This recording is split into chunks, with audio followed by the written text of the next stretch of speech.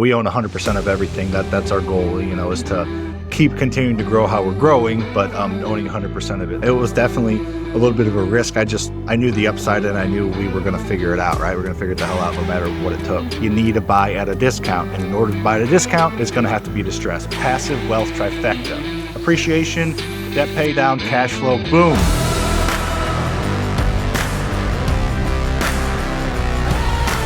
Welcome to Behind the Rise podcast, hosted by the Perrina Brothers. My name is Angelo, and I'm joined by my brothers and business partners, Lucho and Valentino. On this show, we will speak to successful local, national, and global entrepreneurs, as well as discuss lessons we've learned in our 15-year career building a 9-figure organization.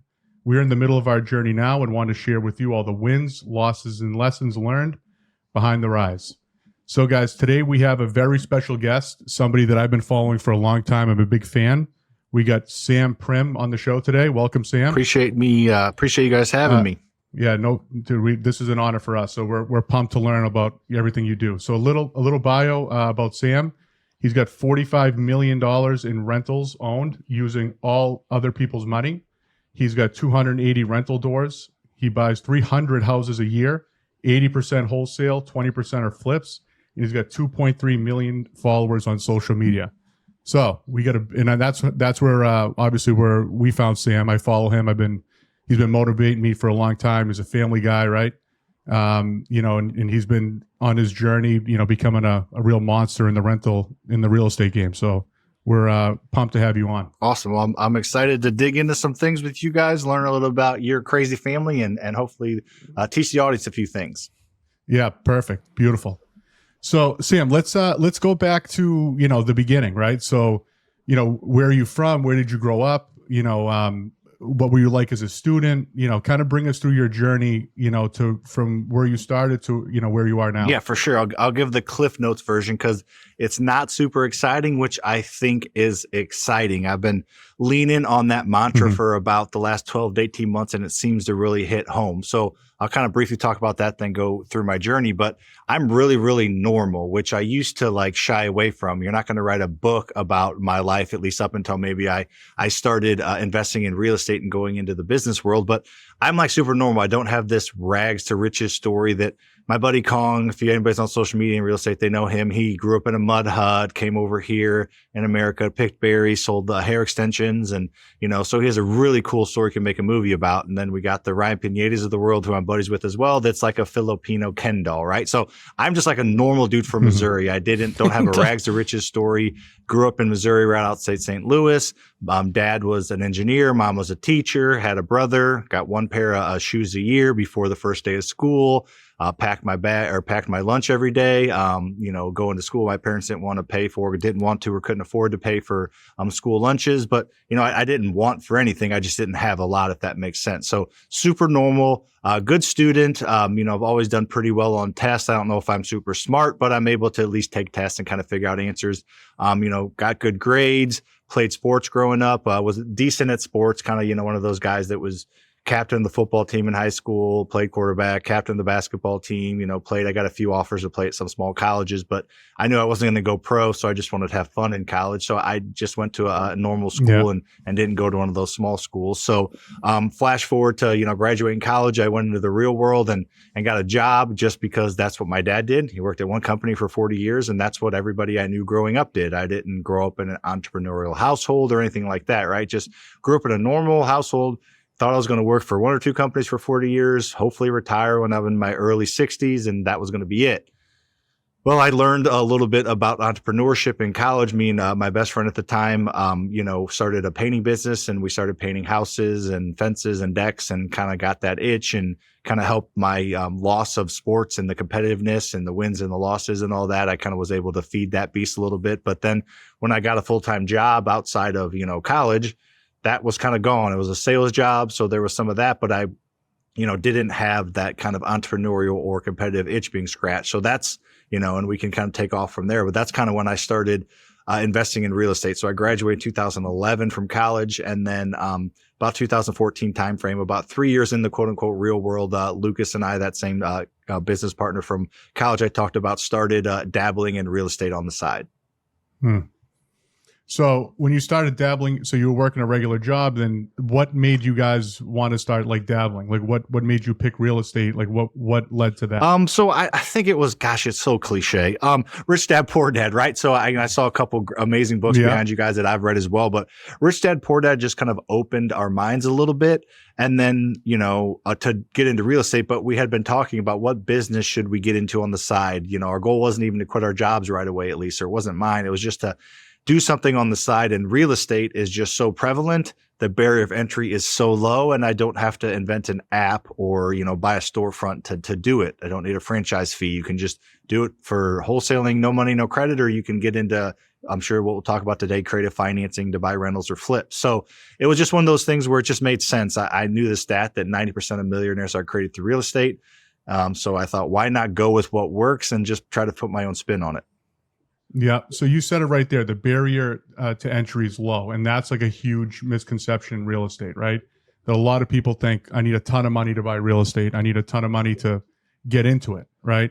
That is the common misconception by, I would say, a majority of people that just think it's unreachable, right? That they think the barrier to entry is huge. And I think that's really the key to the story here. Yeah, they need, especially around Massachusetts area, right? So we're in Massachusetts. The average house or multifamily around here is what, 800 grand? Yeah. At this point, like a 3-family is $1 million. $1 million bucks. Yeah. So if I'm a normal folk, I don't know much information.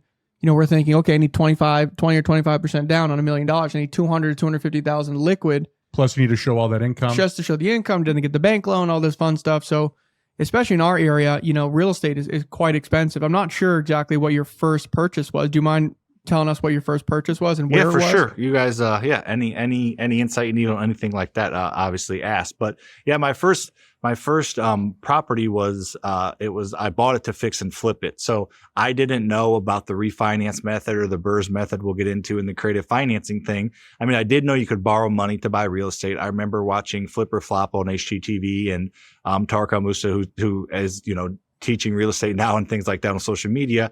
He would like go to his buddy's house or whoever it was. It was like a lawyer that had extra money, and the guy would give him money and then they would split the profits. So that guy would be the funding source. Right. So I knew you could borrow money, but I didn't know about the long-term financing, the banks and all that kind of stuff. So I thought you got to put 20% down on a rental property. Everybody knows that.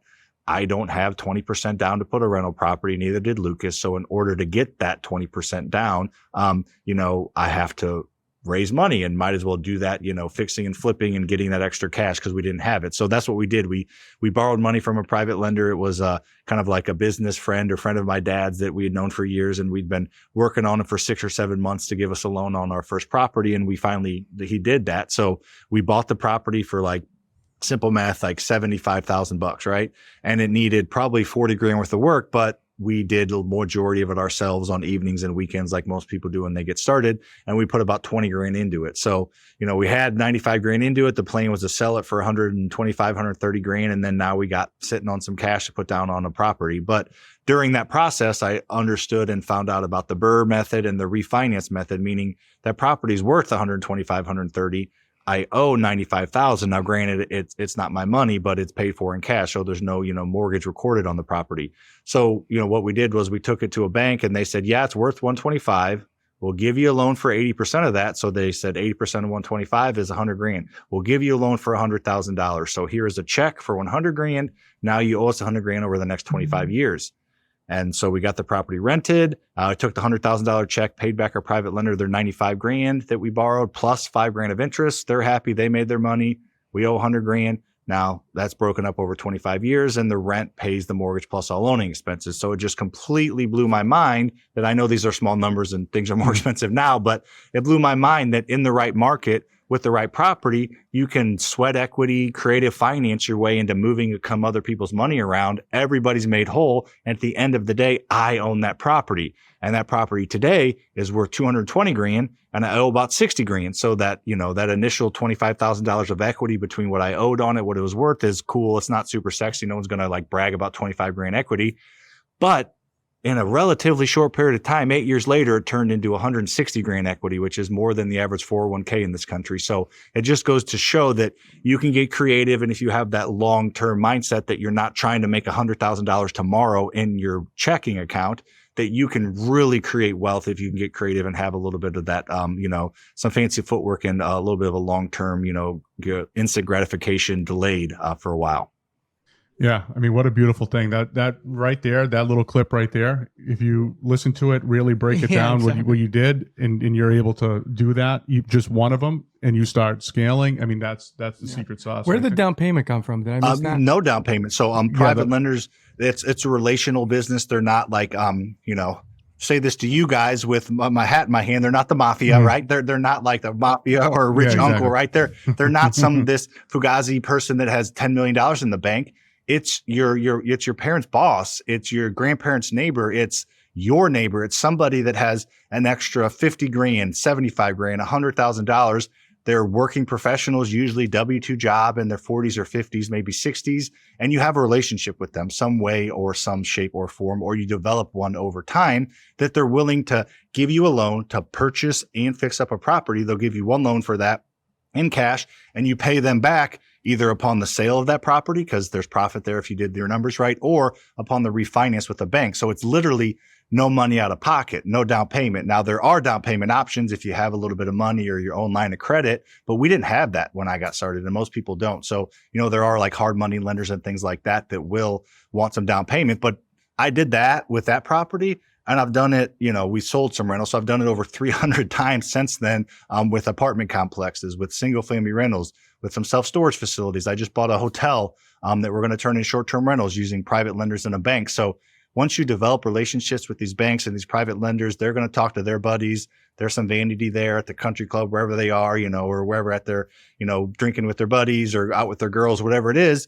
They're going to talk about how they made 12% return annualized on their loan with you. And then it starts to grow. It's one of those things where most people go through their phone, they text everybody one time and they give up, because that's just what people do. They want it to be easy. This whole process we'll get into, it's not really hard, but it's not easy. It's somewhere in between. And most people want things to be easy. And if it's not easy, they give up. So anyways, not to go on a little tangent right now, but it's something that it takes a little bit of effort, but then it really does start to snowball. You just got to get past that point of inflection. That's why I feel like the real estate and things like this is so important for like these real estate courses, because a lot of these things you can duplicate. Like, it's such a teachable, duplicatable model. You know what I mean? Like, there's some businesses that like it's really hard to duplicate, and to recreate the magic is really difficult. With this type of business, it's like the information is so valuable. Just the exposure to this information, the exposure to these methods are just so important. Right. Yeah. So you have a lot of fly-by-night people doing. They flipped one house and now they create a course. Don't get me started with that. Yeah. What, with the fly by night? The one, if someone does it once and then they're selling a course. They're professionals. Yeah, that's part of overnight. the reason I got into it, because I remember somebody had done like 5 bird deals and they wrote a bird book. Like, what are you doing? You've done it 5 times. And at the time before I started my social media education, that was in 2020, I had 100 rental property. I felt like I'm not going to teach something I don't feel like I'm an expert at. And I'm not even teaching on short-term and mid-term rentals yet. I'm starting to, and I'm putting that into my mentorship and starting to create content around it. But I have 22 of them now. So, it's one of those things where I just drove me crazy that people without the experience tried teaching other people how to do it, or they wrote a book 20 years ago, or right now, there's so many people. This education has high potential and it has high profit margins, and it's a good business to be in, but everybody's trying. I see almost every day, I see somebody create a new course or launch a new something because they've done it a couple of times. So yeah, there's a lot of that out there. The real ones though can fish through that. I mean, we can. People with experience, I feel like we can fish through the bullshit on social media. Yeah. That we can see that this person is good at selling courses, but he didn't do what he is saying that he did. But the problem is, though, the people who are going to buy the course are probably people who don't have experience. So they're looking at whoever's the flashiest on Instagram, whoever's, putting out whoever's sitting in front of the Lambo, taking a picture of their rented Lambo, like all that fucking That's the big shit. problem right now with on social. It's hard to decipher the real versus the fake. You know? You got to do some research before you buy those courses and go to those masterminds. You got to really understand who your mentor is. Yeah, but if you get hooked up with someone like Sam, like as a mentor who's done it for as long as he has, as consistently he has, that's the magic. Like, that is invaluable. Like you said, like, how can you put even a number on it?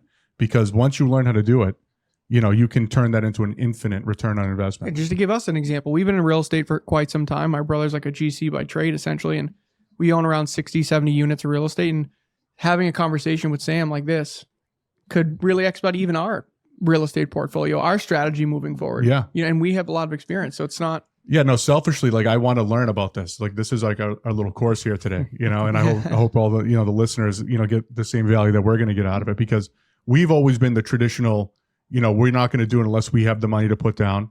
We're getting the financing ourselves from like a traditional bank. Normally what we do is we'll put like the 25% down ourselves. And then we'll even put the, we'll pay for the construction money out of pocket, so we don't have to deal with the construction loans and everything. And we'll try to create value in like a multifamily. We'll buy a multifamily that's all 2 beds. We'll convert them to all 3 beds, get them re-rented, and then hold them. But we've never played like the refi game the way you said it, using other people's money, then refiing out. And how many people have told me, like, why are you doing that? And it's slowed down our growth significantly. Because even over like the last like 3 or 4 years, we haven't bought nearly as much as we probably should have, because we run other businesses too, and we're always concerned about reinvesting into our businesses. So we never want to be low on liquidity, right?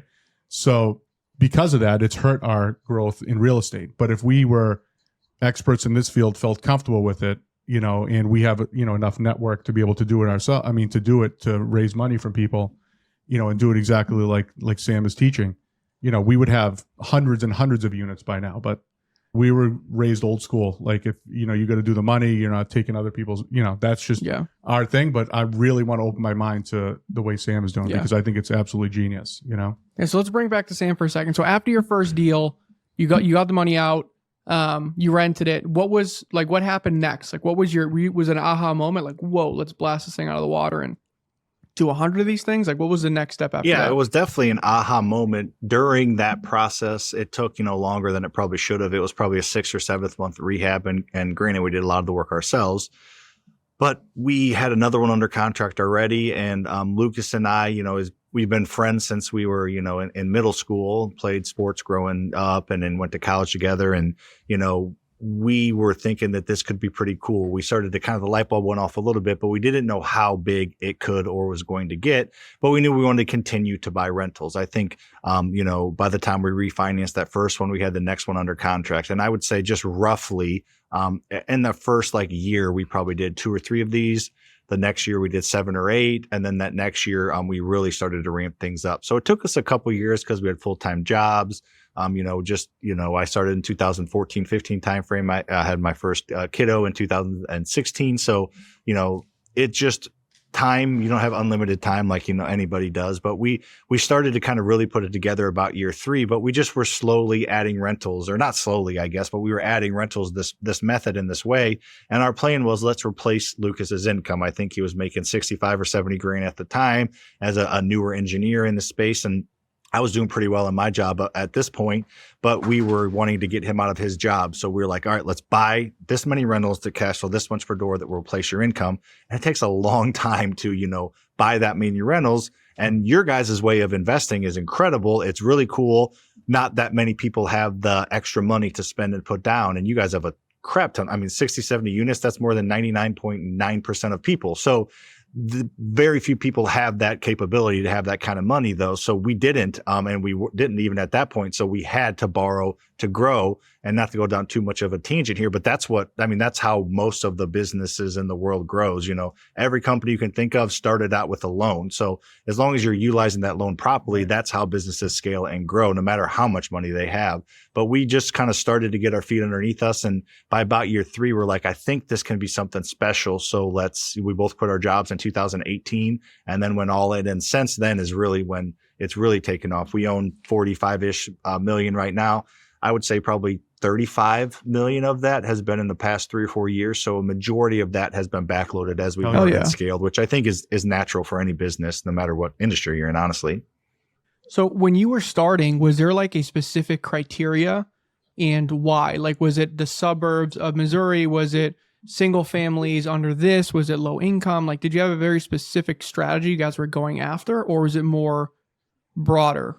So we started broad, which I think is a bit of a mistake a lot of people make at the beginning of their investing career. They're like, yeah, I'll buy anything and anywhere. And then they get all these deals sent to them, and they can't or don't want to buy in every location. They're just, I don't want to miss on a deal. And then it just becomes white noise and nobody remembers them. So we went through that. We were like trying to get everything we could.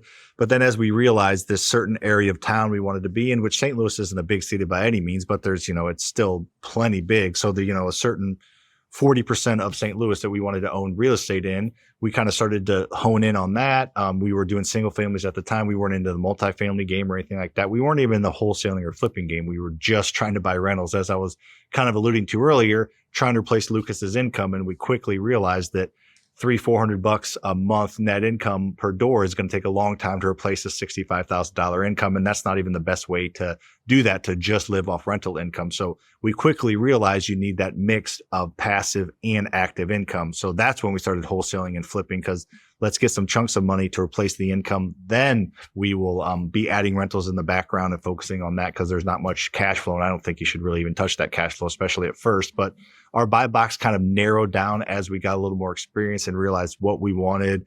Houses built after 1960 in this area of town, 2-3 bedrooms, those kind of things we started to narrow down as we went. And that just made us experts in that space, in that part of town. We could underwrite it very quickly. We knew what the rents were probably going to be. So we could spot a deal pretty quickly, because we were a little bit more narrow, which is another advantage of starting narrow. So since then, we've grown into multis and self-storage and things like that. But I really think a big key for us was getting that buy box and that core focus down, as you mentioned.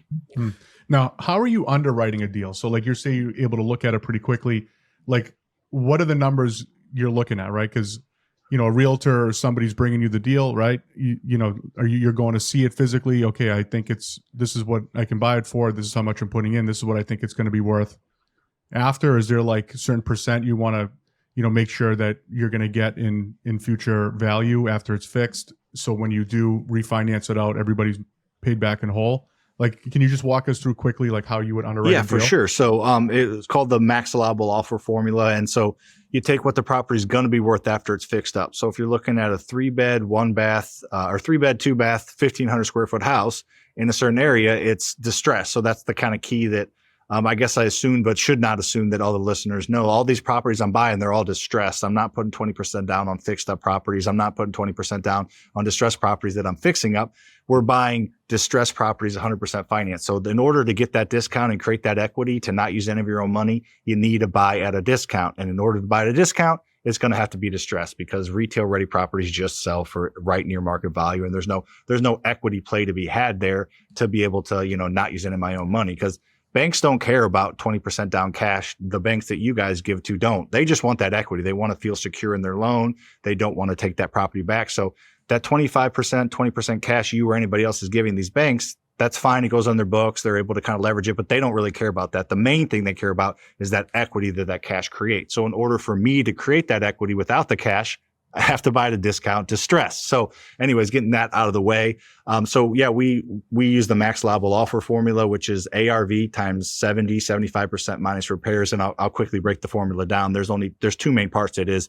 The first part is ARV, which is after repair value. So what the house is worth after it's fixed up. But I know you guys know this, but we're kind of doing it for the listeners, but after repair value. So what the house, that 3-bed, 2-bath, 1,500 square foot house, look in that area that you're looking at this distressed asset in, and try to find 3-bed, 2-bath, 1,500 square foot houses that are fixed up, that just recently sold in the retail market to a family. What did those sell for? Find out, similar. They don't have to be exact same, square footage, but within a range of square footage and was sold recently, because that's what the banks are going to look at when they refinance you. That's what a seller is going to look at if they're looking to, or a buyer's looking to buy your property if you flip it. So you're just getting the market value, and you want to get recently sold as possible, because that's what the market is based on, recent sales. So you just do a little bit of work and find, some properties in that same area that have sold.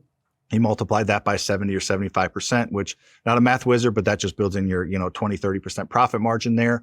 And then you subtract out all your repairs or cost, which is going to be, nobody knows for sure. Everybody, all 4 of us would come up with a different budget for the exact same house. But in general, you can get conservative and know how much this house is going to cost to fix up. So you subtract that and some holding costs in there, and that's what you offer. So for simple math, this house is $100,000. It's going to be worth $100,000 fixed up.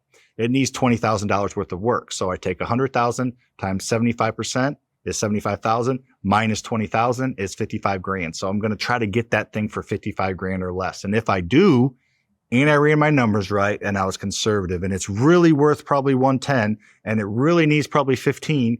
I did 120. So I was conservative on both ends of it. If you do that, then you'll be safe and you'll be able to refinance out or flip it and make money, or even you can build it a wholesale feel and wholesale that out. So it's just a formula that sounds complicated, but after you run it a few times and run it on fake deals, on real deals, and analyze things, it comes kind of like second nature, and you can just quickly look at a deal and figure it out. And then if you're going to keep it as a rental, you just have to take the cash flow formula, which is what the rent's going to be. Again, you find that by looking at for current rent, and then you subtract all your expenses, which are they're all fixed. It's going to be what your mortgage is going to be. You should know that because you'll know around about how much you'll be in it for and what the interest rates are.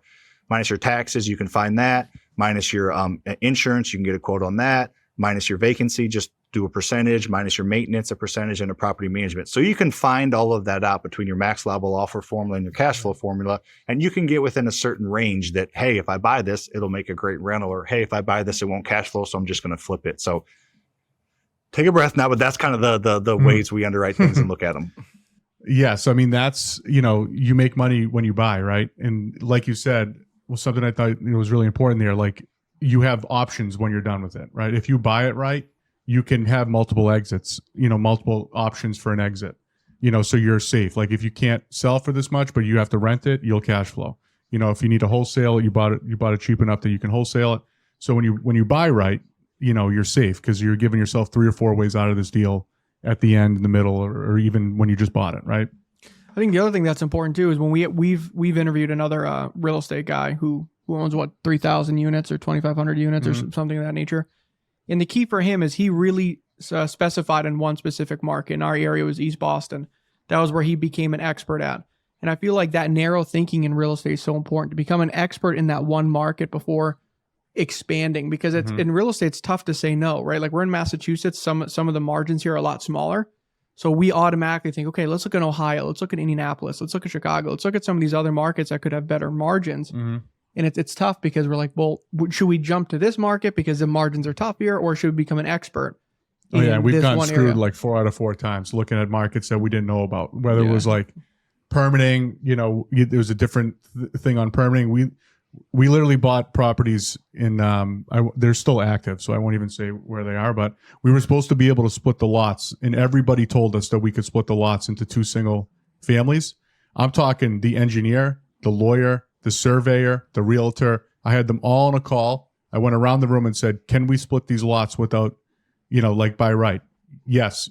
I said, give me your percent, 100%, 98%, 99, 100% around the room. The minute we bought them, I go to do the application to split them. No, they can't be split. So if that was still worked out, it still worked out because there, I don't want to say we got lucky, but there was another way to do them that we were able to not split them, but build 2 units on that same lot. But that's just, an example. If it was in your market that you're very familiar with, or in East Boston where that other person was familiar with, like that shit doesn't happen because you know better, right? You've learned over time, what to do. Right. So one little difference from how he does things to, what I wanted to ask Sam is that when he does like a multifamily like this using other people's money, I know when he refis out, he'll pay back his investors, but he keeps them on as like limited partners, right? So they still own the property. I actually think they own a majority of the property the way he does. I'm not too sure. I'm not too sure like the lingo. But who does it? That's like how people I know that done it around here. They'll use other people's money to buy it. They'll use some bank financing as well if it's a bigger project. Once the property is stabilized and rented, they'll refi it and they'll pay back their investment, but they're still in the deal as owners, as like I forget the term, like an LP, exactly, like a limited partner and whatever the other term is. But is that how you do it, or are you always refining in your investors are making a cash return and moving on, and then you own the property, even if it's a multifamily, single family, or do you have strategies for both? Yeah, no, that's definitely a strategy a lot of people do. That's like the next scale level. It's one of those things. Would you rather scale and do more and own, part of a watermelon, or would you rather own the entire grape kind of thing? So that's what a lot of people do. I mean, Grant Cardone, that's what he does. He has whatever 1.2, 3, 4, whatever billion assets under management. he owns a very, very, very, very small percentage of that, which is still a big number. So that's really cool. And most people with thousands and thousands of units, that's how they do it. They bring in partners and they keep them on the deal. A lot of the times they just pay them a preferred interest, 8-10% a year, whatever, 12%. And then they don't even pay them their lump sum back for years and years or ever, as long as they wanted to have the money in the deal. So that's a great strategy. I don't love it though. I haven't gone down that path yet. I think that's one of the reasons I'm building a brand on social media. If I ever do want to, sure, plenty of accredited investors follow me, I can, raise money like that for that. But no, we do it the other way. I like to own everything 100%. So if I ever give up ownership in something, it's for a very short period of time until that refinance or I get cash from another project to pay them back. So, Luke's and I own everything 100%. So 50-50 each, but, we own 100% of everything. That's our goal, is to keep continuing to grow how we're growing, but owning 100% of it. We could scale and have rather than 280 whatever units I own, I don't even know. I could have 2,000 and own 10% of it or 5% of it, and there's nothing wrong with that model. I'm not trying to dog Grant or your buddy, but I just like to own 100% of everything, and I think the way I'm doing it, I still can scale it at a decent level and still own 100% of it. So yeah, we if somebody's in on the deal, it's for a short period of time, and then upon refinance, we pay them their money back, and then they're out of the LLC if they're ever on it.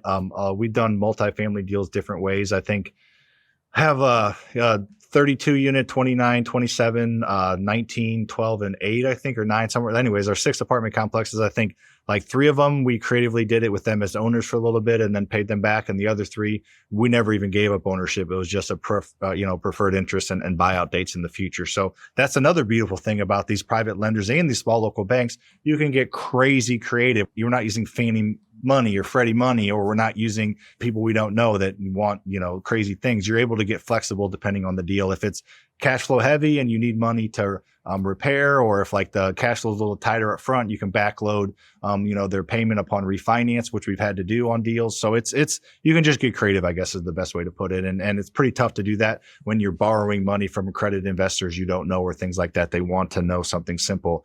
When you're dealing with people, you can say, here's why we're giving you 5% interest these next 2 years, but then on refinance, we're going to give you your money back plus another 7% interest annualized each year. So you're getting your 12% return. It's just backloaded. So anyways, you can have conversations like that as you build relationships. Yeah.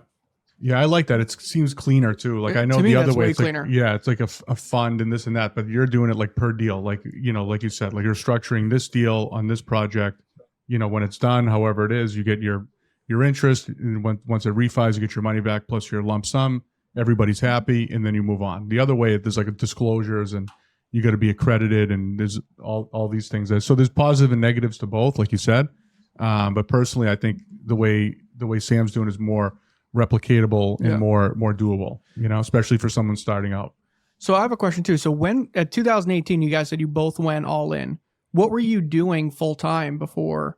Or while doing both? Yeah, while doing both. So before that, so we bought our first project in midsummer of 2014 and we refinanced in 2015. So Luke's and I have a playful argument, and he says we started in 14, I say 15. But anyway, so from 2015 to 2018, actually as I graduated college, I was selling Caterpillar construction equipment. So I was into sales and then kind of worked my way up into sales management, and had a job that I really liked, and I got paid very, very well. I was making, $250,000 a year in St. Louis. That's a lot of money. In some markets, maybe not as much, but I was doing very well for myself, and I enjoyed my job a decent amount. So it was kind of risky to quit that, because it's a lot harder to replace $250,000 income than 60 or 70 or 80 grand. There's just the numbers. There's just way more, way more jobs that pay 70 grand than 250 grand. So it was a little bit of a risk. And I didn't honestly make that amount of money for 2 years. It took me, growing a business, starting, screwing up, figuring out how to manage people. It's different managing sales guys. I had 12 sales guys under me, and employees, and, marketing and accounting and finance and all the things as we were growing and hiring and doing all the stuff. So I didn't make as much money there for a couple years. And then, things started to click and really do well. So it was a little bit of a risk, and it was a little bit of a haircut for a while, but it was never, it wasn't that bad. And you have a wife, and you had like a 2-year-old at the time, right? You said she was 2 at the time. Exactly. Yep. Child was in 2000. Yeah. So, I mean, that's a ballsy move, man. I mean, that's not an easy thing to do. Yeah. So you essentially quit before the time of your real estate surpassed what you were making. Because what a lot of people do is they'll be at like, okay, I'm going to quit when the money actually 100% substitutes what I'm making. So if I'm at 250, my side hustle finally got to 250, then I quit. So you quit when you were like, let's just say I was making like 80,000 a year or whatever. And then you waited for it to creep back up. Yeah, right? just we were, I knew we were gonna really ramp up our flipping and our wholesaling and hiring people to do that, and just the idea of having other people work for you and start to make money and do all those things. It happened slower than I thought, honestly, but I thought I'd get back to that pretty quickly, even that first year, and we did pretty well. But we weren't like our side hustle stayed the same. Our side hustle turned into the big hustle. And so we were able to go from spending 10 hours a week on something to spending 60 hours a week on something. So I thought it was going to happen quicker than it did, but you're exactly right. It wasn't quite there yet. And the company were still growing and things like that. So yeah, it was definitely a little bit of a risk. I knew the upside, and I knew we were going to figure it out, right? We're going to figure it the hell out no matter what it took. So what about the wholesale? So when did you get to the point, because we talked a lot about the refinancing out and all that, but when did you introduce wholesaling to your business, and why? Probably 2015 or 16, so maybe a year and a half in, because our first 8 deals were all rental properties. I think we did it because I don't even remember. I think we just stumbled into it. We came across a property. I think somebody brought it to us, and it just didn't make sense as a rental. The at max allowable offer formula worked out, but the cash flow didn't. I don't remember if it was too high price point or too low of a price point, but either way, it wasn't going to positively cash flow, even though there was equity there. So I think we just talked to some people at a local meetup, and say we had a deal, and at that time we figured out what wholesaling was just by talking to people and going to meetups and stuff. And I think we made like 10 or 15 grand. So a good little chunk of money, but that was like, wow, that's where the active income can come. That's where we do 5 wholesales a year, make 15 grand. There's your income's replaced, Lucas, kind of thing. Let's kind of add this into the arsenal, and we know how to rehab properties. So, next time we come across one, let's flip it. So it just kind of organically happened. I don't know if there was an exact moment, but that's when we're like, okay, this is where that active income comes from, because even to this day, we don't touch our rentals, and, we're growing our rental company and our management company, but we have these other companies that we're growing as well for that active income. We're close to crossing that 50 employee mark, right at 46. So our goal is to continue to grow that as well. And Nice. You have to create more income and more properties and more leads and more businesses to do that. You can only, you only want to take out so much cash flow to pay people from your rentals. So. Right. Now, are you guys doing the construction yourselves on these projects? Or are you subbing all the GC work out, or are you guys doing the construction? So we have project managers that manage. So we have one that does like our rental turns and our rental rehabs with the Burr method, and then we have another project manager that does all of our fix and flips for our flipping company. There's enough for both. So we have project managers, general contractors, whatever you want to call them, in house. So we kind of have control of that, and then we have subs that do all the things, and we have enough business that we have over the years built a pretty good A team of subs that, prioritize us or mainly work for us. They're able to lean on and call and not have to get, 3 bids on everything, which we did for a while. As you guys know, that's important to do at first. But then when you develop a relationship, you can. So these guys are managing the projects, and their goal is to build an incredible relationship and communicate with these subs, get them what they need, and then build a B team. That's been huge for us, because even good contractors are going to raise their prices up until it doesn't make any sense, or they're going to go out of business because they did something stupid, or they get divorced, or they sell the business. So it's really important for us. After I wouldn't say burned a couple of times, but kind of running into some roadblocks, to have a team, a B team, a C team, we kind of call them. So have your starters that kind of do all your projects, and then if they're gone or busy, then you kind of have your B and C team to lean on. So that's a big part of those guys' jobs, is to go visit other contractors, talk to them, meet them, go to meetups, and just develop a bench for us. So we're not waiting on labor to get a project done, because there's nothing more frustrating than that, when you got money out and it's interest being charged on it, and then your project sitting there with nobody at it for a few days or a week. That drives me crazy.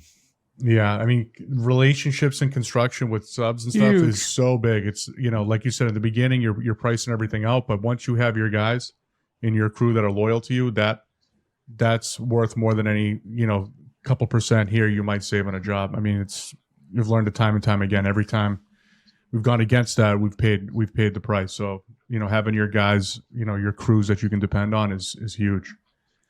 So now we've been talking about the Burr method the whole time, but can you explain, what the acronym means, just like quickly, like a quick summary for people who might not know what it is? For sure. Yeah. I've done this a lot, so I can keep it quick and succinct. So this, the BRRRR method, it stands for buy, rehab, rent, refinance, and scale. And it's how I've been able to buy that 40 whatever $1 million worth of real estate, with this method, because it works on single families, duplexes, quadplexes, apartment complex, self-storage. It works on anything that you can add value to and that produces cash. So we'll just quickly go through it. So buy. So you buy a distressed property using somebody else's money. Let's use that same example earlier. You bought that house for $55,000. You use a private lender's money to buy it. So you buy that distressed property using somebody else's money in cash. They give you money for it. And then you rehab it using that same private lender's money. And there are other funding sources, but let's just keep it simple with private lenders. So it needs 20 grand. So that private lender writes you a check for 75 grand because you looked at it, you know how much it needs. So you take that 75 grand, you buy the house, and then you fix it up. So you have $75,000 of a private lender's money in the deal. You owe them their money back plus interest. They didn't just give it to you as a gift. So buy, rehab. The next process is rent. So get the property rented, turn it into a cash producing asset. So start to get the property rented.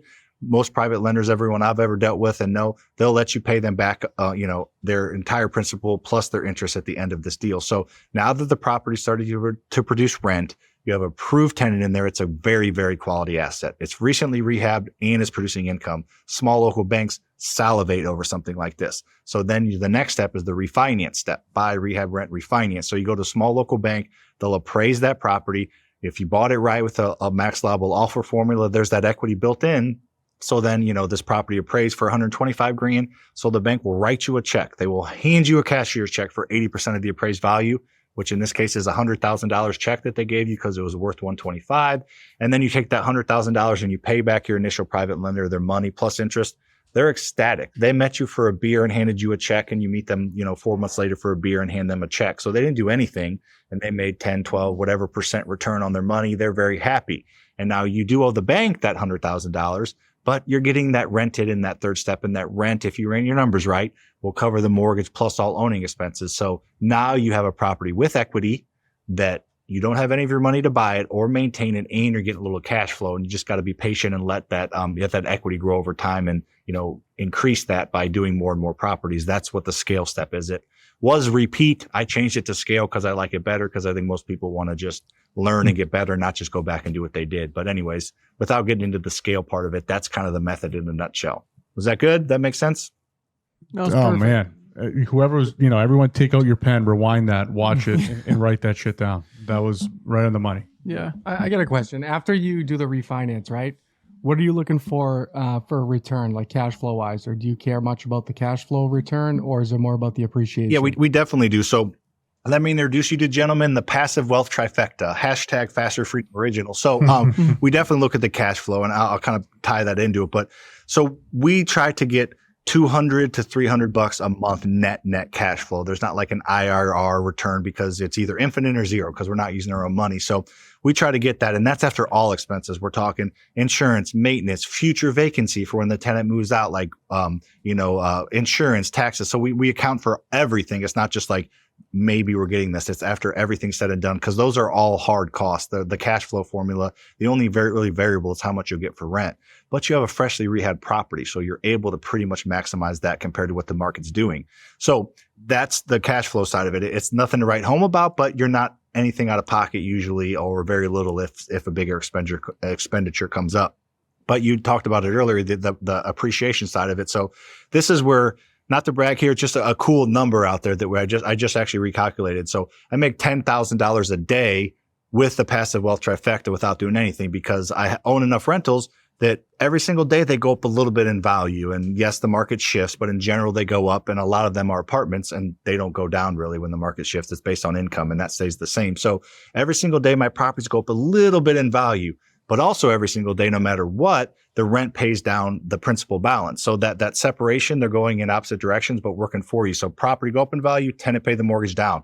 That adds up every single day. Plus, if you add on the positive cash flow after all expenses paid, that's where it gets really cool. It's when you're doing nothing. And 10 grand does go into my bank account every day. I'm not saying that, or at least through this business, but it's, it does happen. My net worth goes up because those properties are going up in value and the mortgages are getting paid down. And that's real equity that I can utilize and refinance and put on net worth statements and things like that. And then you get the cash flow kicker that's tax free because of depreciation. So passive wealth trifecta: appreciation, debt pay down, cash flow, boom. Wow. Love that. Boom. Do we have a sound effect? Costa, put it in. Mic drop. Boom. Put it in. You mentioned something that is like a buzzword nowadays, and we've always been interested in it, is the whole self-storage world. Do you want to talk a little bit about how you got into self-storage, why you got into self-storage, and kind of the story that led you to it? Yeah, self-storage is a very interesting story. So got into it. I'll talk about, we had a self-storage building blow over 3 times, lost $150,000, and now we're selling it. So we'll go through that quick cycle. So we got into self-storage. Hell yeah. Bought a 12-unit apartment complex in Troy, Missouri, which is probably 45 minutes out of St. Louis. It's a pretty, smaller town, 15, 20,000 people. So it's not like a one stoplight town, but it's smaller. So we bought a 12-unit out there. And at the back of it, it had like 12 self-storage like doors, like a big long self-storage building. Some of the units were rented to random people. Some of them were rented to tenants. So that kind of piqued our interest in it. It looked really cool. It's kind of fun. This was probably 2017, maybe 2018, around that time frame. So, we've been doing it a little while, and we thought that was pretty cool. And then come probably 2000, that was just a simple thing. That's a very small facility. Then about 2019, we got approached for that same town, a 66 unit self-storage facility with 2 acres next to it. It was, they were sold together, and some siblings, adult siblings, inherited from their parents. There was like 3 signs on the front that had different phone numbers, no website, just just mom and pop to the T as far as like being mismanaged. So we're like, let's buy this. And, we offered a price on it because we were new into it. And the siblings were like, no, we're not selling it for that. And we're like, all right, well, peace out. Well, COVID hits. They're like, holy crap, let's get what we can now. So our $300,000 we were part in price, they came right down and we were able to buy it and get a pretty good deal on it. So we, figured out, that 2 acres, we were going to build a couple more buildings on there, do some boat and RV storage. And we bought the material for that, light, gray buildings, blue roofs. So we painted the existing buildings light gray, blue roofs, and got it ready for it. And we built a couple small buildings, and we're like, this was super easy. It was like, contractors doing it, putting together, like just metal buildings, like putting Legos together, super easy. So we're badass. We're awesome now, right? We're self-storage experts. So rather than do outdoor boat and RV storage, let's put up a big fucking 260 foot long, 20 feet high indoor boat and RV storage, because they rent for more and we're awesome. So they're way harder to put together. We did it. We put it up, and then we had like the alleys and the bays. Sorry if you can't say F word, bleep that out, Costa. But anyways, No, we love it. We're big on the F You word. good. My podcast is rated E as well, just in case. So anyways, so we were doing that, and we had a couple big, not tornadoes, but pretty big storms. And in those 40-foot long, little bays, the wind like straight lined, and it blew the back wall off of this 260 square foot, or 260 long foot, building. Not once, not twice, but 3 freaking times. Cause we weren't putting it together right. Our contractor's over his head, and we just, anyways, nightmare. We ended up scrapping the building, and we called our insurance, and they're like, hey, this is act of God. Can we get our insurance money back, insurance for this? And they're like, we have 2 buildings on your builder's risk policy, but me just doing too many things. We put those original buildings on it, like I said, and you had insurance on that, but we didn't plan to put that 3rd one up, but we got big heads and thought we were badasses, and we just kind of decided to do that 3rd one, and it wasn't insured. So anyways, that ended up costing us, about $150,000 as far as, materials and lost labor and all those kind of things. We ended up just scrapping it, cutting our losses, and just doing the, putting gravel out there in boat and RV storage. Fortunately, we got a really good deal on the front end. So when we refinance that soon, when we were going to refinance soon, we were going to recoup that loss. But now we're selling it just because we bought another facility as well, and we just don't love it. We're underutilizing it. We're not self-storage experts, and I get that it's all management, but there's differences. You're supposed to keep like 85% occupancy and continue to raise rents and get little fees here and there, and it's just a pain in the butt. We don't like it. We're not good at it. So we are actually in the process of selling 2 of those units, not the one that's the back of the building. That small one. We're keeping keeping that because that's part of the building. But the other two, we're actually under contract to sell right now. And we got a good enough deal. Even with all those screw ups, we'll still turn out all right on it. So there's my self-storage story for you. Awesome. You buy right. Yeah, that's awesome. I love that. You buy right. You love that we lost money. I get it. I'm just kidding. I'm kidding. No, I love when people. No, we do like all the time. To me, I love. But when I think we're people the only ones that admit it, though. Yeah, I love when people come open and honest, hands up. Yeah, we've lost. Yeah, so many. I mean, hundreds of thousands. Hundreds of thousands on different deals. So for us, I when people open and talk about it, I'm like, fuck yeah, dude. I'm with you. Yeah, you too. Brothers. Brothers, blood brothers. But when people just pretend as everything good and dandy and rainbows and sunshines and they never make mistakes, they don't lose money, it's like, that's a red flag to me. You're lying about something because there's no way you're 100 for 100. Oh gosh, no, we're not batting that. We're doing all right. But yeah, we definitely had our fair share of mistakes. Yeah. So random question. What are your thoughts on Airbnbs for rentals? Do you do anything So with we've that? gotten into the space recently. I feel like maybe a little bit late, not late. I mean, I know the Airbnb industry is kind of seeing a little bit of a bubble pop right now. I don't think it's going to completely burst, but we never really got into it. I thought, I learned about it a little bit, was doing all this other stuff and trying to not get too much of shiny object syndrome. So we never really looked into it. And then about a year and a half ago, I was like, this is probably too late to get into it now. I feel like it's oversaturated. So we didn't. And then, the more we looked into it, we decided to, some of our apartment complexes, we turned a couple of the units into short-term rentals. So, talking about cash flow per door, apartment complex is a little bit more scaled and, controllable, but, the cash flow is not quite always as good. So we get $100 to $150 a door, at the bottom line statement from every apartment complex per month. But turning, I think we've turned 3 units into short-term rentals now. We're able to get like $1,200-$1,500 per that net for that one unit. So it really just adds some cash flow padding to it. It increases the net income, which increases the value and all those things. So we've dipped in that space a little bit. But then we ended up buying a hotel motel down in Branson, Missouri, which is like basically a redneck Vegas down in southern Missouri. And it's a really very popular area. And we're turning that 19 of those units. It was like a resort kind of thing. There's 3 bedrooms, 2 bedrooms, 1 bedrooms. It's not just like a, one little studio hotel rooms. And we are actually in the process of turning that into all short-term rentals. So we have a few here. Now we have a decent sized project down there in Branson that we're turning all those units into it. And that was a really good deal. So I don't hate it. It's kind of becoming a little more necessary. I'm teaching a lot of my students now about short-term and mid-term rentals. Mid-term rentals are kind of a mixture of both. You're renting things out at 3 and 6 month increments to traveling nurses and corporate leases and things like that. So, and you get more rent than a year-long lease. And you don't have like the every other day move out, clean out kind of thing. So, I'm good with short-term rentals as long as you're, not buying and overpaying for a house on the beach. You're going to be able to sell. I think it has its place, but I think it's just a great strategy.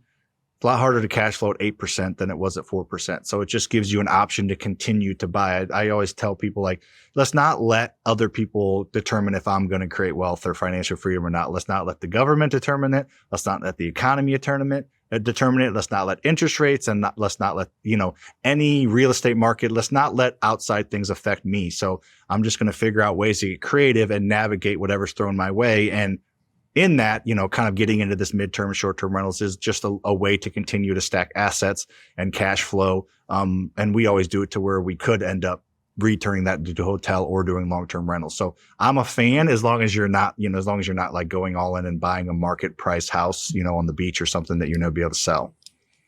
Yeah, that's exactly what you just said. That's my only qualm about buying an Airbnb like property that was already Airbnb prior is that they value it with that way Airbnb. Too high. If you can't underwrite it. It needs to be able to underwrite, with like a long-term strategy. So that way you have your downside in case the Airbnb goes away or something happens in that market, you're able to survive that. So that's my only issue. That's why the hotel market is so nice because it already comes with that existing license. It's kind of like Airbnb proof. Like the city or the town can't come in and say, oh, you can't do Airbnb anymore. Like, listen, I have the hotel license. We have a friend of ours in Massachusetts who's doing that in a town called Salem, Massachusetts, which I'm sure Salem, like the Halloween, whatever. And he's turning that into an Airbnb, and it's bulletproof because, again, the town can't come in and say, you can't do that. Exactly. So one of the things you brought up there is, and this is one of the questions I wanted to get in with you is with the market conditions right now, right? The interest rate going up, inventory's down. How is that affecting your business? How are you navigating that? I mean, I've heard from so many people, people are waiting to buy. They're waiting. They've been waiting for like 15 years. 15 years, I was going to say. So like my question for you is like on trying to make money on deals, like how was the interest rates affecting your situation? How, what's your strategy with that moving right now, navigating Yes, that? definitely makes things a little bit more difficult to cash flow. We're not going to put our head in the sand and act like it doesn't do that. In our flipping business, we've wholesaled to a lot more fix and flippers than landlords. It seems like, 2018, 19, 20, 21, everything we were selling was to landlords. They were going to fix it up and keep it as a rental with the Burrs method we talked about earlier. Of course, we sold the fix and flippers that, properties that wouldn't work as rentals, but it's kind of shifted because as you mentioned, while interest rates are higher for the residential loans as well as commercial loans, people still need to move. Life still happens and people are still buying. And historically, we're pretty average as far as, especially, retail, 30-year mortgages. So people understand that. So we're selling more to fix and flippers. We're doing a few more fix and flips ourselves in that business. So just able to kind of navigate and bob and weave a little bit with the market. And as far as like buying rentals to cash flow, again, we're looking at midterm, short-term rental options, but we're also just getting a little bit tighter. It was so easy. You could overpay, over rehab and still make a huge profit on your flips. You could overpay, over rehab, but your profits were there, your equity was there, and the rentals went up so much that you could still cash flow. Like it was too easy over the past few years. So that is not normal looking back and probably looking forward. So that short little blip of anybody and their brother and mother could do it and do all right is gone. So you just have to stick to the fundamentals more. There's kind of 4 quick main things that I tell people to still cash flow even at 8% interest. And it's make sure you're getting market rent. Most people don't know what market rent is. They do a little bit of research. They look at the rents estimate on Zillow and they charge that. Most likely you're a little bit light, especially if you're using the Burrs method and you have a freshly rehabbed house. You have the best rental on the market and you want to get the best tenant. So again, make sure even if you're $50, $100 more than you're getting right now on rent, make sure you're maximizing the current market rent. That makes a huge difference. $100 more a month in rent will navigate, at least a half a point, if not a full point of interest. And then also make sure you're shopping these small local banks. You want to build relationships, don't have 20 of them, but between the 2 or 3 you work with, shop them because these small local banks can charge whatever interest rate they want on top of the Fed's funds rate. So some will be 6.5, 7, or probably not 6.5 now. Some will be 7.5, some will be 9.5. So shop around and get the lowest interest rate possible and then amortize it over 25, 30 years if possible. So rather than a 20-year note, which is kind of the go-to or was for a while, if you can get that 25 or 30 years, that's going to give you more per month. And then lastly, tell a lot of people to manage themselves. Usually I say hire that out if you don't have a backbone or you don't have time and just, pay a little bit of money to get off your plate. But if you manage it yourself, you can save a little bit of money. So if you do all 4 of those things and kind of conservatively underwrite it, that's $400 or $500 extra bucks a month you can get. And if you just do a couple of them, that still may make, break even, negative $50 a month cash flow, positive 200. So just kind of sticking to the fundamentals and just actually kind of bearing down on that could make a huge difference in whether something's a dealer or not. So that, and then different, exit strategies as far as who you rent to is kind of how we're shifting.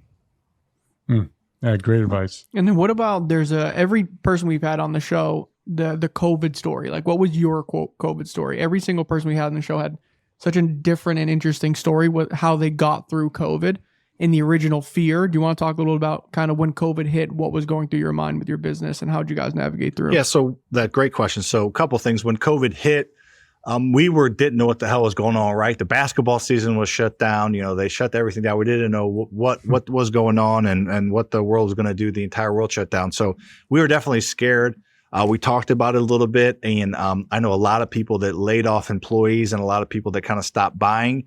At first, we just kind of kept the status quo. We kept our marketing budget the same for our flipping company. And, we continued to add rentals. The banks we were working with continued to fund. So we kind of kept pushing through. But then I think, kind of quickly realized that this was one of those things that human race wasn't going to end. We were going to get through. And if anything, it was going to cause people to stay home and not sell. So inventory was going to get even worse and even lower or better, however you look at it. So we went all in. We bought $15 million worth of rentals, halfway from, probably May of 2020 to 2021. So we just stacked on rentals that are just exploded in value, as everybody knows what the real estate market did. And then as far as our rentals go, we really prided ourselves up to that point in approving really quality tenants. We look at their bank statements. We look at their credit. Obviously, we call their previous landlords. There for a while, we were even visiting the current house that they rented, or our team was, to see how they take care of it. And we were really communicating with them. We treat them with respect. We treat them fairly. And most of the time that is returned.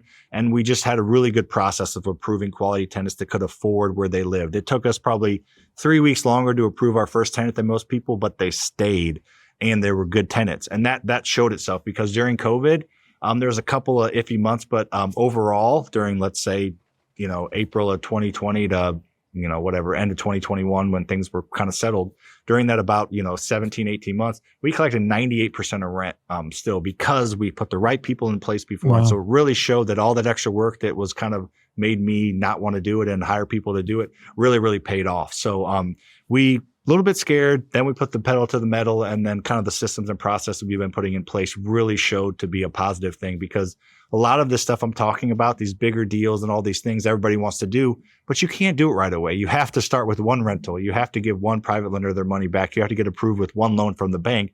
And then as you build relationships with contractors and banks and lenders, that's when you can start to take swings at these big deals and buy a 42 pack of houses that we bought last year and do all these really cool things. But it doesn't happen overnight. You have to build these relationships. And then eventually, when the time is right, all the stars are aligned and you can strike. And I guess that kind of showed itself during COVID.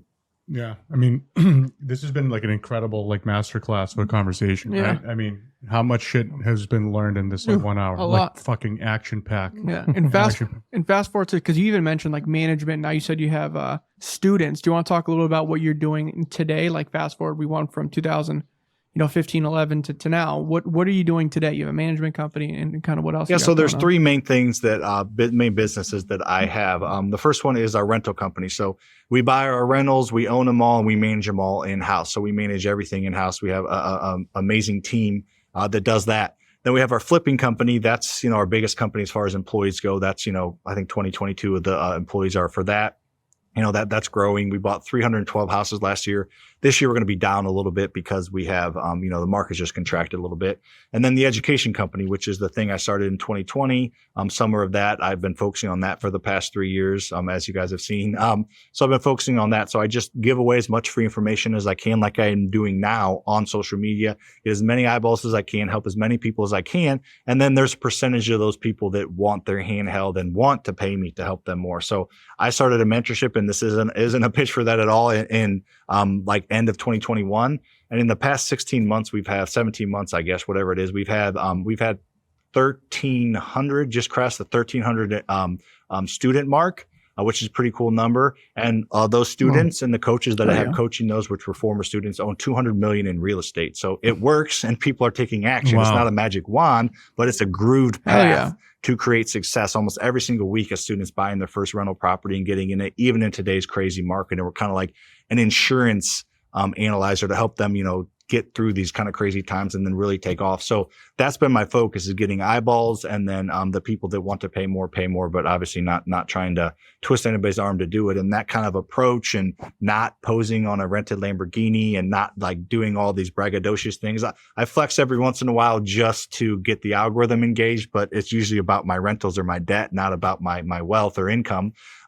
So yeah, that's kind of the three main businesses that we have. And the beautiful thing is, through a lot of trial and error and figuring things out and working, crazy hours, we have a COO that runs each one of those businesses. So my business partner, Lucas, and I are kind of the bigger picture, I focus on social media. He focuses on kind of being a CEO for these companies. And we have a guy that runs each of those companies that everybody reports to. The day to day, they get compensated well, but that's off of our plates and out of our mind. And we're focused on getting enough money and connections to buy and bring an NBA team to St. Louis, to own $1 billion in real estate, and to have $1 billion yearly organization. So those are our goals, and we can't do that in the weeds. So that's kind of a next progression. You're asking where we are. That's kind of where we're trying to get to, is more of that higher level stuff.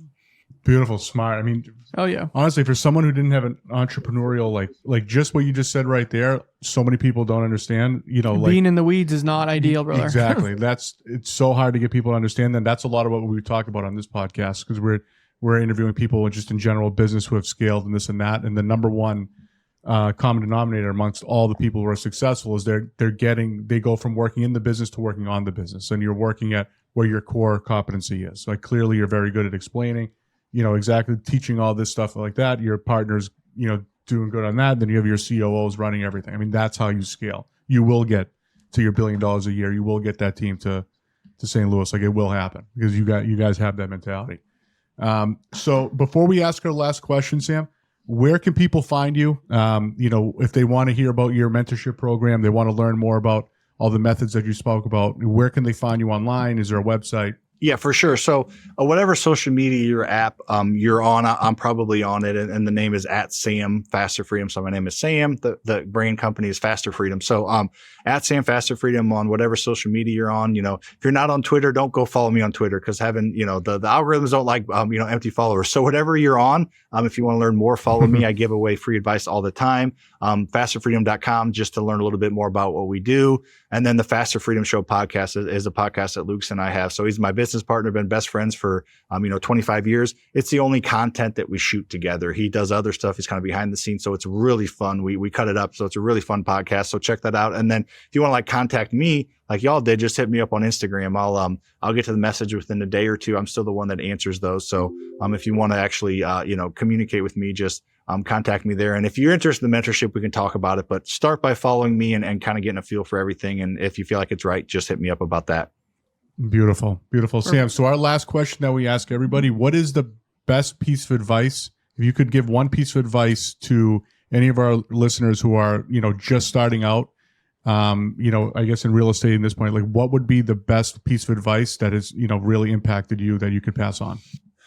All right, I'm going to do one. I got two or three, but I'm going to stick to one. I'm going to follow the rules. The biggest one for me, and I'm not a woo-woo guy, but I guess I'm turning into that the more successful people I talk to. I'll say the statement with, I have fortunately been able to talk to in-person conversations one-on-one with two billionaires, and that's a lot of freaking money. The difference between $1 million and $1 billion is astronomical. So these people are not special because they're billionaires. They're not special because they're billionaires. They're billionaires because they're special and their mindset. And this is kind of what I've learned from them, seeing, their success, reading about other people's success, seeing, whatever I've been able to do. And then around other people like that is success is so freaking simple. It's not even funny, no matter what you're doing. Literally the difference between somebody that's successful and somebody that's not is perseverance and ignorance. Like, just don't give up. Like, every single person tries something and every single person fails. But the people that get up another time beyond when they fail are the people that win. It's not the people with more money. It's not the people that are smarter. It's not the people that have a higher education. It's not the people that are a certain sex. It's people that continue to get up after they fail. Like, people that avoid failure avoid success. So you just continue. It's so simple and it sounds like duh, but you just keep going. The people that don't win are the people that give up. The people that win are the people that screw up and then don't give up. So you just have to continue to push through, and you eventually will get there. It might not be on your time frame, but there is like a time frame for everybody to get where they want to go. Just so many people have that instant gratification gene where they want it now. And if they don't get it now, they move on. So just don't give up. And I promise you, you will get there. And not giving up, while it's simple, is not easy. There's a difference. That was awesome. Hell yeah, that was a good one. Clip that one, Costa. Yeah, I'm ready to jump out of my chair. Yeah. That's awesome. Sam, thank you so much for your time. This was awesome. I mean, super educational, really a masterclass. You provided a ton of value. I can't thank you enough for your time. I'm a big fan. I can't wait to watch you get to where you're going, which is that $1 billion mark. I have no doubt in my mind that you'll get there, and we'll be rooting you on here from Boston. Awesome. I appreciate you guys, and Patriots suck. Cut that out, Costa. Yeah, cut that one out. Thanks, they do Sam. suck right now, low-key.